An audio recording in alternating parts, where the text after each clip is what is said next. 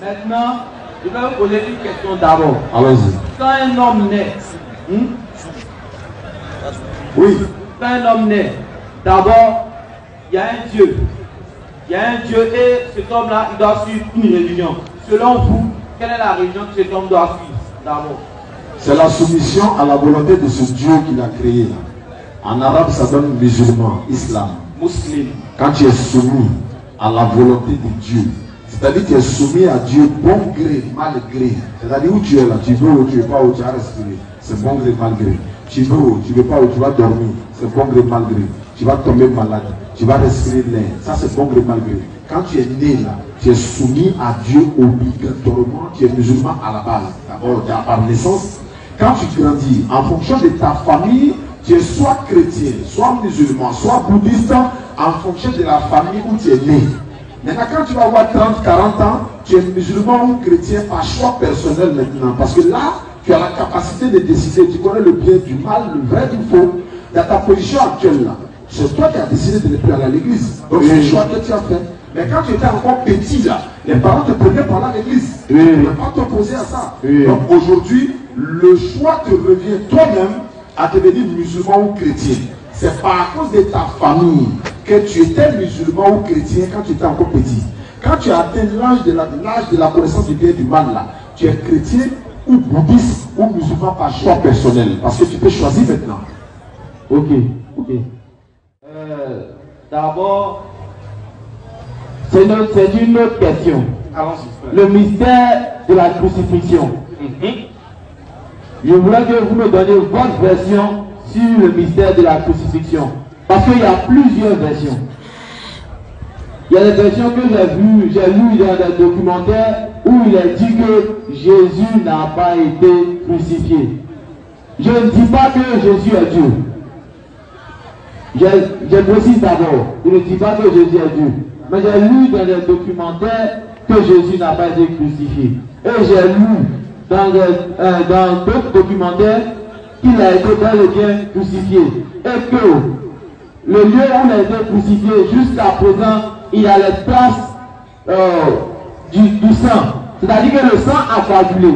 Il a vu le documentaire qu'ils ont fait. Et en ce lieu-là, ils ont fait un lieu de prière, c'est-à-dire un lieu de pèlerinage en ce lieu. Donc je vais vous demander, vous, selon vous, quel est le mystère de la crucifixion? Selon vous, quelle est votre version? Alhamdulillah Rabbil Alamin. Étant musulman d'abord, nous n'avons pas notre version en nous. On a la version de la Bible du Coran. Le Coran est clair qu'il ne l'a ni tué ni crucifié, mais Allah l'a élevé vers lui. Ça fait un. Selon la Bible, le documentaire que tu as regardé, il y en a plusieurs documentaires qui ont été tournés sur comme tu le dis, le mystère de la crucifixion. Mais il n'y a pas de mystère de la crucifixion. Seulement, c'est les chrétiens qui disent, il y a même dit, c'est l'apôtre Paul qui dit, dans 1 Corinthiens 15, verset 14 à 20, il dit, si Christ n'est pas ressuscité des morts, c'est que notre prédication est venue. Nous avons prêché Christ crucifié et ressuscité. Or, si les morts ressuscitent, c'est que Jésus aussi est ressuscité. Or, si Jésus-Christ n'est pas ressuscité, c'est que le christianisme ne s'est pas la peine. C'est-à-dire que la base du christianisme est basée sur la mort et la résurrection de Jésus. Donc, si un chrétien, tu arrives à lui enlever dans la tête que Jésus n'est pas mort et ressuscité, il est 99% qui devient musulman.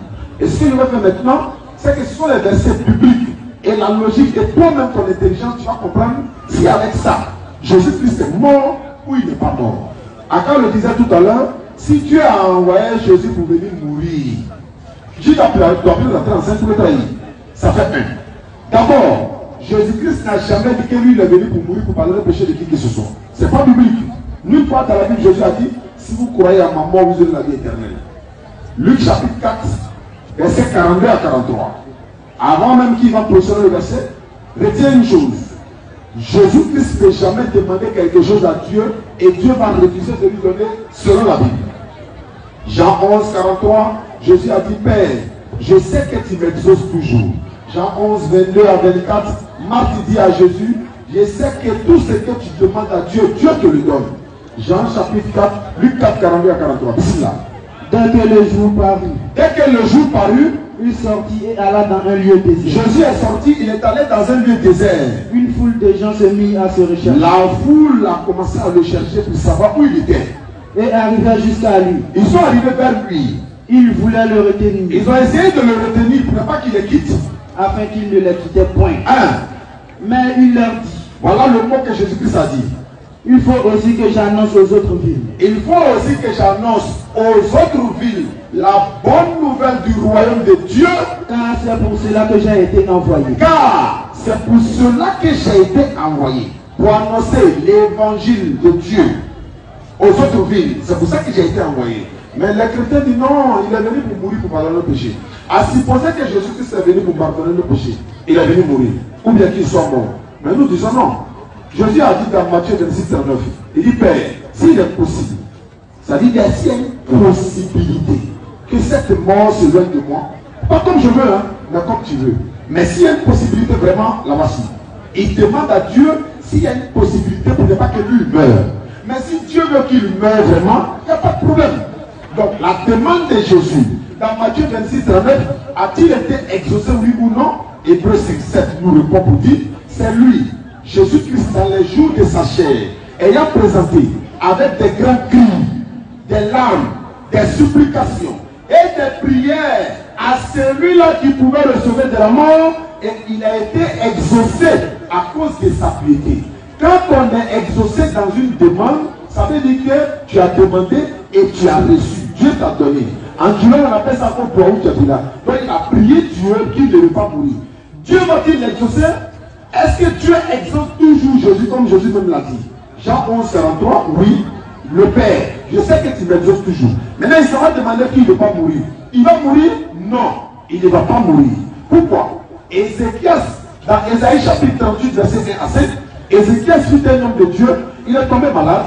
Dieu envoie Ésaïe pour aller lui dire, dis à Ézéchias de donner tous ses biens à sa maison parce qu'il va mourir. Ézéchias a commencé à pleurer, comme Jésus a pleuré dans Matthieu 26, 39. Dans Hébreux plutôt. Ézéchias a lamenté, il s'est lamenté, il a prié Dieu. Et Dieu a dit à Ésaïe, retourne, va dire à Ézéchias, j'ai entendu ses pleurs, ses supplications. Qu'est-ce que Ézéchias disait à Dieu? Souviens-toi de mes bienfaits, souviens-toi de ce que j'ai fait. C'est pas islamiquement, nos imams nous disent, quand tu veux t'adresser à Dieu, prends Dieu à témoin. Il faudra qu'elle a même Dieu à la cause. Sauf s'il n'a pas fait ça à la cause de toi. Dieu t'entend, il t'exauce. C'est pourquoi Ézéchias a fait la même chose. Mais j'ai prié, non? J'ai fait des bonnes œuvres. Donc pourquoi tu veux me tuer? Dieu dit à Esaïe, va lui dire, non seulement il ne va plus mourir, mais je vais lui acheter encore 15 années de vie. Exactement. Jésus maintenant demande à Dieu, lui ne veut pas mourir. Et puis Dieu va lui donner la mort. Question. Wama Katalouhu, Wama Salabouhu, Wama Kéchou, Jamais de la vie. Et encore pour compléter rapidement à l'enseignement. Frère, tous disent que c'est Jésus, c'est Dieu qui a envoyé Jésus pour mourir pour les péchés. C'est-à-dire, si Jésus doit aller à la croix, tu vas voir de tes propres yeux qu'en réalité il ne peut pas aller à la croix. Et s'il va à la croix, c'est que c'est Satan qui l'a envoyé là-bas. Ou soit il allait vers la volonté de Satan et non de Dieu. La croix, ce n'est pas la volonté de Dieu. D'ailleurs, on va prendre Deutéronome 21 d'abord. Verset 21 à 22. Écoute ce que l'Ancien Testament dit de ceux qui sont conduits au bois. Vas-y frère. Si l'on fait mourir un homme qui a commis un crime, on dit si l'on fait mourir un homme qui a commis un crime, digne de mort, et que tu l'aies pendu à un bois, son cadavre ne passera point la nuit sur le bois. Vas-y. Mais tu l'enterreras même le jour même. Vas-y. Car celui qui est pendu au bois, retiens bien cette phrase, frère. On dit car celui qui est pendu au bois est un objet de malédiction auprès de Dieu. Est un objet de malédiction auprès de Dieu. Celui qu'on crucifie là, il est maudit devant Dieu. Frère, est-ce que tu peux accepter que Jésus soit maudit? Non. Non. La Bible dit, si on te crucifie, c'est que tu es maudit devant Dieu. Est-ce que tu peux accepter que Jésus soit à la croix pour être maudit? Bon là, ce que je comprends, c'est qu'on parle de quelqu'un qui est pendu. Lui au bois. En d'autres termes, la crucifixion. Mais la crucifixion, c'est qu'elle a été flagellée, c'est-à-dire que... C'est de ça qu'on parle ici dans Deutéronome. Tous les bandits, quand on les prend, c'est là-bas on les met. Quand on les met sur le bois, c'est qu'ils sont objets et sujets de malédiction devant Dieu. Vu que la même sentence a été faite à Jésus selon les chrétiens, est-ce que tu peux dire que Jésus allait à la croix sur base de ce verset? Qu'il soit un prophète maudit, malédiction de Dieu. Pourquoi? Parce que s'il est vraiment crucifié, c'est qu'il est crucifié, c'est qu'il est maudit en fonction de ce verset. Oui, oui. Est-ce que tu avais dit oui, oui. Donc, est-ce que toi-même personnellement, laisse la Bible, est-ce que consciemment tu peux accepter que Jésus soit maudit? Non, c'est pas possible. Donc, en d'autres termes, est-ce que tu peux accepter qu'il soit allé à la croix? Bon, là, bon, je sais pas.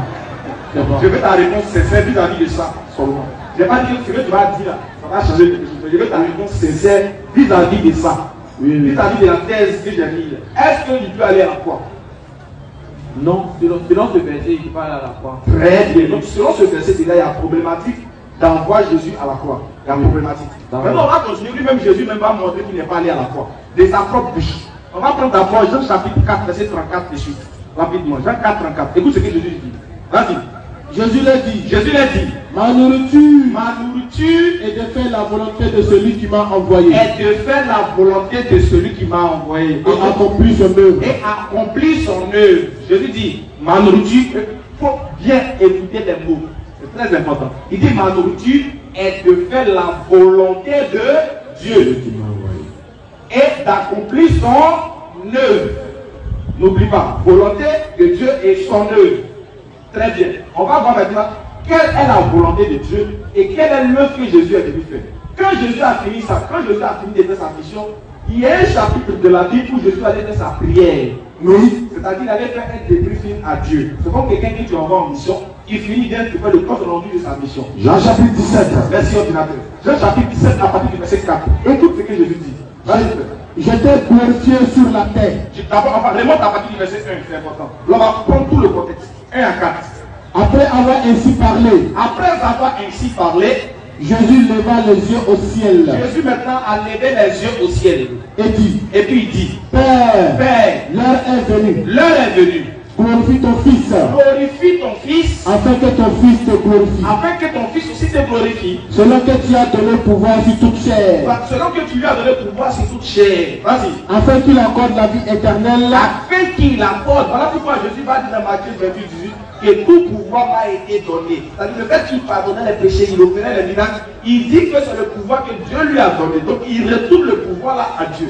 Donc il est en train de prier pour faire son compte rendu de sa mission. Continue mon frère. Afin qu'il accorde la vie éternelle à tous ceux que tu lui as donné. Vas-y. Or, Jésus précise, or la vie éternelle. Or la vie éternelle. Oui. C'est qu'ils te connaissent. C'est qu'ils te connaissent. Toi, le seul vrai Dieu. Le seul vrai Dieu. Et celui que tu as envoyé. Celui que tu as envoyé. Jésus-Christ. Il est toujours en train de prier. Regarde la suite de sa prière. Continue la prière, le verset. Je t'ai glorifié sur la terre. Jésus dit, frère, je t'ai glorifié. Il parle à Dieu. Il dit, Seigneur, je t'ai glorifié sur la terre. C'est-à-dire que Jésus est en train de parler, il est vivant. Frère, est-ce que tu es d'accord avec moi que pendant ce que Jésus parle là, il est vivant? Ce verset-là, il est fait à quel moment? C'est-à-dire après que Judas l'ait trahi ou... Non, on est dans Jean 17. Oui. Ici, il n'a pas encore affaire à Judas. Il est en train de faire son compte rendu de sa mission. Il est vivant, il n'est pas encore allé à la croix. Dans Jean 17. Il n'est pas encore allé à la croix. Maintenant, là, selon le cheminement, est-ce qu'il a déjà été baptisé par Jean le Baptiste? Il a déjà été fait, il a tout fait. Oui. Maintenant, il continue. Il est là. Moi, je suis en train de te demander, est-ce qu'il est vivant pendant qu'il parle? Il est vivant. Oui. Continue. Je t'ai glorifié sur la terre. Il dit, je t'ai glorifié sur la terre. C'est-à-dire qu'il est sur la terre. Il dit à Dieu, je t'ai glorifié sur la terre. Vas-y. J'ai achevé l'œuvre que tu m'as donné à faire. Il dit, j'ai achevé l'œuvre que tu m'as donné à faire. Alors que dans Jean 4, 34, qu'est-ce qu'il a dit? Il dit, ma nourriture est de faire la volonté de celui qui m'a envoyé. Et de faire la volonté de celui qui m'a envoyé. Et accomplir son œuvre. Et accomplir son œuvre. Vu qu'il a accompli son œuvre, dans Jean 17, il dit, Père, j'ai achevé l'œuvre que tu m'as donné de faire. Si Jésus dit à Dieu que lui, sa mission est finie, d'abord, il dit, j'ai achevé. Je vais savoir, frère, qu'est-ce que signifie le mot achevé? Fini, terminé, j'ai fait ce que tu m'as demandé. Jésus dit, j'ai fini ta mission. Le compte rendu. Oui. Quand quelqu'un dit, j'ai achevé, ça veut dire c'est fini. Oui. C'est bouclé, c'est terminé. Oui. Maintenant, il dit à Dieu, j'ai fini ta mission alors qu'il n'est pas encore allé à la croix. Voilà, il fait la prière avant d'être crucifié, selon ce qui est dit. Hein. Oui, mais si il dit, j'ai achevé l'œuvre que tu m'as donné de faire. Oui. S'il devait aller à la croix, est-ce qu'il allait dire, j'ai achevé? Bon, là, je sais pas. Là, je sais pas. La croix allait faire partie de la mission. Si la croix faisait partie de la mission de Jésus, Jésus n'allait jamais dire à Dieu, j'ai achevé l'œuvre que tu m'as donné de faire. Alors que Dieu lui avait dit qu'il devait aller sur la croix. Tu ne peux pas dire ça. Donc ce qui veut dire que le fait d'aller sur la croix n'est pas la mission de Dieu, n'est pas aussi la mission de Jésus. Dieu n'a jamais envoyé Jésus pour nous. Sinon Jésus n'allait pas dire, Père, j'ai achevé l'œuvre que tu m'as donné de faire. S'il devait aller sur la croix, il n'allait pas dire j'ai achevé. Maintenant, si lui, Jésus dit qu'il a achevé l'œuvre que Dieu lui a donné de faire, alors s'il allait sur la croix, supposons qu'il allait sur la croix, c'est l'œuvre de qui il allait faire sur la croix. S'il a déjà fait pour Dieu à terre, sur la croix, il allait faire pour qui? La Bible répond, Jean chapitre 8, verset 40 à 44. Mais maintenant, vous cherchez à me faire mourir. Vous cherchez à me faire mourir. Moi qui vous ai dit la vérité, que j'ai entendu le Dieu. Cela Abraham ne l'a point fait. Et cela Abraham ne l'a pas fait. Vous faites les œuvres de votre père. Vous faites les œuvres de votre père. Il nous dit, ils ne sont pas les enfants illégitimes. Nous ne sommes pas des enfants illégitimes. Nous avons un seul père, oui, Dieu. Jésus l'a dit. Oui. Si Dieu était votre père, si Dieu était réellement votre père, vous m'aimeriez. Vous l'allez m'aimer. Car c'est de Dieu que je suis sorti. C'est de Dieu que je suis sorti et que je viens. Et que je suis venu. Je ne suis pas venu de moi-même. Mais c'est lui qui m'a envoyé. Continue. Pourquoi ne vous comprenez pas mon langage? Pourquoi vous ne comprenez pas mon langage? Parce que vous ne pouvez écouter mes paroles. Vous avez pour père le diable. Vous avez pour père le diable. Et vous voulez accomplir ses désirs. J'ai compris ce qu'il a dit. Ça veut dire que sa mission a été achevée. Maintenant, ceux qui veulent le tuer là, ils ont une idée diabolique qui ne vient pas de Dieu. Vous avez pour père le diable et vous voulez accomplir ses désirs. Pas les désirs de Dieu. Ça vous voit, c'est Satan qui est rentré dans Judas pour qu'il aille libérer Jésus. Et non Dieu qui est rentré dans Judas. Je peux parler? Oui, c'est ça. Est-ce que tu as compris ce que nous avons dit d'abord? Donc, ce qu'on retient en gros, c'est que lorsque vous devez le démontrer, il n'a pas été crucifié. Et donc, le christianisme, c'est du pipeau, c'est faux. En tout cas, nous n'a pas dit que c'est du pipeau, c'est faux. Mais la demandé si Jésus a demandé si Jésus est crucifié dans ça, nous a répondu. C'est le ministère de la crucifixion que j'ai demandé. Donc, est-ce que vous venez d'étayer? Oui. Est-ce que vous venez d'étayer? C'est ça, on vient de dire.